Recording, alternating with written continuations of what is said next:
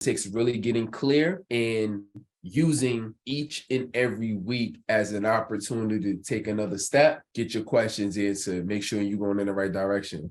Take another step, if you need help, get questions. And then when you run into a roadblock, let's figure out the roadblock. I think far too many people try to wait, and this used to be me, wait until they get all of the answers, or wait until they know the entire path before taking that next step. And they never get there, because it wasn't really about how much information they knew. It was because they were scared to make a mistake. You know what I'm saying? Like, that was the reason. So let's keep moving. Let's keep taking steps forward. It may seem difficult now, but it's actually not that hard to make money. What's harder to do is to keep money. And I remember before I was making any money, I was hearing, I heard one of my coaches say that to me. I was like, easy for you to say, you making money. Like, it's hard to make money, right? I'm like, it's hard, right? But once you figure this out, and then you get into the habit, and then you discipline yourself, you're more strategic with your moves. You're more intentional about the things that you do every day, and it's not just random, but you're completely focused on, this is my goal and this is what I'm focused on doing every day, and taking actual steps towards it. Once you kind of get in that mode, you'll get to a place where momentum will catch up and you will start generating revenue.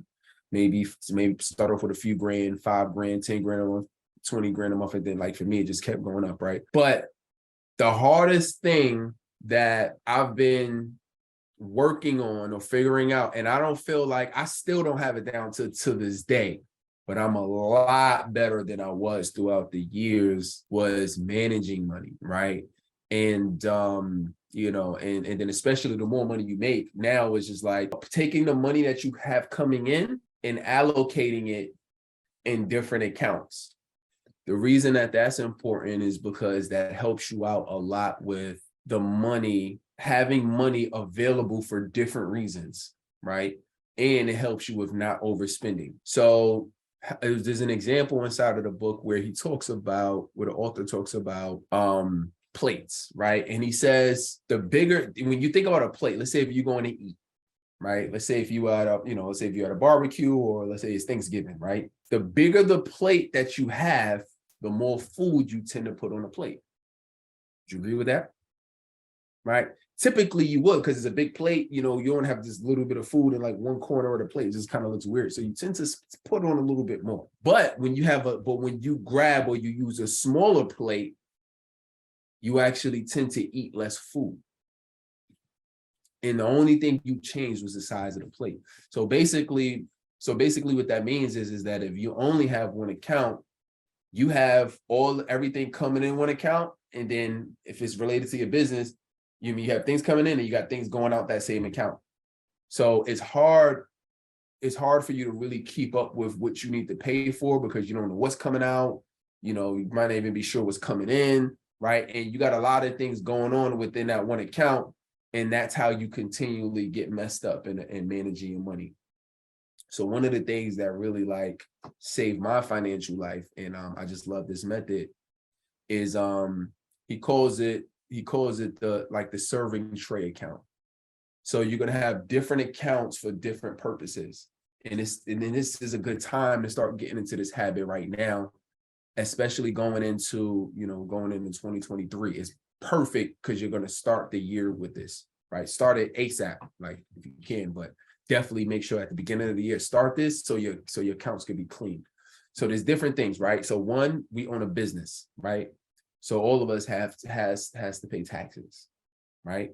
So with those taxes that we need to pay, as a business owner, you typically need to pay those quarterly, right? But it depends on the state and everything. And I'm not a tax attorney, but either usually quarterly or annually. I know for New York and for the segment of the business that we do, you got to pay ours quarterly. Now, your taxes could be anywhere, depending on how much business you're doing. It could be anywhere from a few $1,000s, a few $100s to a few $1,000s, right? And if you make it millions, it's going to be more than that, right? So when you have, that's one account. Well, that's one additional account. So you have what you call your income account or your serving tray account, which basically That's where all the money comes into, right? So one account is that you have all the money coming into. That would not be the same account that I would use for other purposes. The only purpose of this account is to collect money. This is very important, especially when it comes to things just coming out. Then you have your tax account, which you take, let's say you might take 5% of what you make and you put that in a tax account that you don't even touch it until it's tax time, and then you pay your taxes. You have, so far we just mentioned 2 accounts, right? Your basically, let's just call it your income account or your serving tray account, your tax account, you got your expense account. The expense account is the only account that you use to pay your bills for your business. Any kind of programs you're in, any kind of subscriptions you're a part of, any type of just anything you need to pay for in your business, any equipment, supplies, cameras, phones, anything that needs to be paid for comes out of this expense account. Right. So I have an account, I'm running Facebook ads. If I'm paying for like different software, I got different subscription services. I have coaches myself. So I'm paying for all of this stuff out of that business account. So you want to have that expense account. So far that's 3 accounts, right? Then I have you got your personal account. A lot of times we have that already, right? So that's your personal account. So you want to spend, so then there's a certain percentage that you want to be paying yourself, right? So let's just say there's no right or wrong to any of these numbers, but you might say 25% of what I make, I'm going to use that for, that's just going to be like my money. That's just me, right? So then you can use that for whatever you want to use it. And I'll go through different percentages after this, especially if you have questions on it. But so far, that's another account. We also have your profit account. So when you run a business, the goal of your business should be to turn a profit, right? You don't want to spend everything you make. You don't want to, spend everything that you're making, right? You want to have an account that's basically for profit. And typically, you shouldn't use that profit for business unless you need to. Like and that's good for like a borrowing account too. But that profit account is how it should work is every quarter you pay yourself a bonus.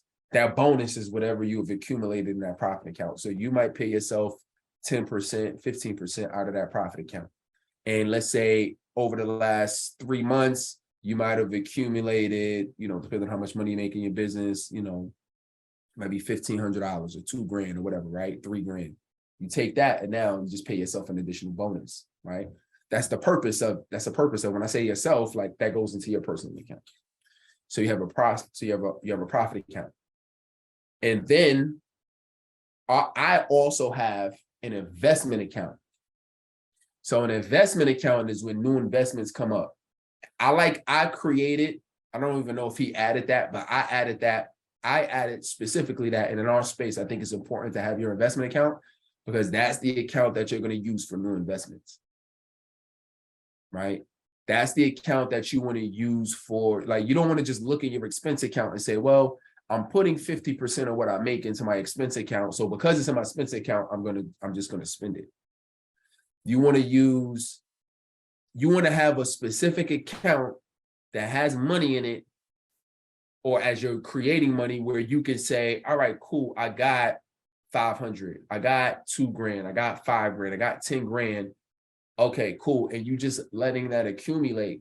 So when you get to a point where now it's time to make an investment, you have an account that's not going to hurt your personal or business. You feel what I'm saying? I promise you, like when I started doing this, it makes your life so much easier. Somebody said to me one time, it was like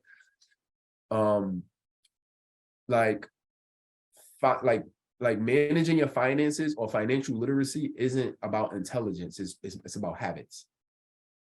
And that's really what you don't got to be the smartest person in the world to deal with, to understand money or manage your money. You just have to have the habits of it. What I'm showing you right now is what you want to get in the habit. You know, the longer we're in it and we're growing and we're building and we're making money and as we're doing all of this, just really being disciplined with where you're allocating your dollars and just being ready, you know, being ready for things that can happen, being ready and planning for things that you want to happen. Because other than that, we'll get lost in the cycle of money coming in, money going out, money going in. And then you could look up and literally be in the same place you were a year later. But I'm gonna tell you something crazy. You could be in the same place you were a year later, but at a higher income tax bracket. And I just remember looking like, damn, I really had all of this money and like I really have nothing to show for it. I'm like, you know, it was a good moment at the time, but you know, wasn't necessarily the best investment of my money, right? But that was before I knew, that was even before I really started taking reinvesting back into my business seriously. You know what I mean? Because when you first start, you can get into the tendency of the money that you make is yours. So if you did not notice, the money that you make in your business is not yours. Just have that mentality in your mind. This not, I work my business, I make money and I spend it. Like that's not how you should run your business. You make your money and you allocate it the way we talked about on this call. And then the money that you have in your personal account based on the percentage that you paid yourself from what you made is what you spent. That's the way, that's how you want to discipline yourself. And if you figure that out now and you stick with it, you're going to watch where you'll be at in a year. Watch where you'll be at in 5 years. Watch where you'll be at in 10 years, just from simply spending the money that you have available in your account. And so you'll be much prepared for emergencies when they happen. You'll be much more prepared for investments that you want to make. You'll be much more prepared for, you know, so when I say come out to the boot camp, you ain't gonna be hesitating. You'll be like, yo, boom, I got it. Like you know what I'm saying? I could come out, I could spend a couple $100, meet Coach T, meet some people, boom, boom, have some fun, buy a t-shirt or something. You know what I mean? Like you don't got to be struggling and stressing of like where the bread is going to come from, or you know what I mean? So like you want to be able to have that saved up. Or as what's interesting is, right, the more money you make, the more money companies throw at you too, right? So never be afraid to use OPM, which is other people's money.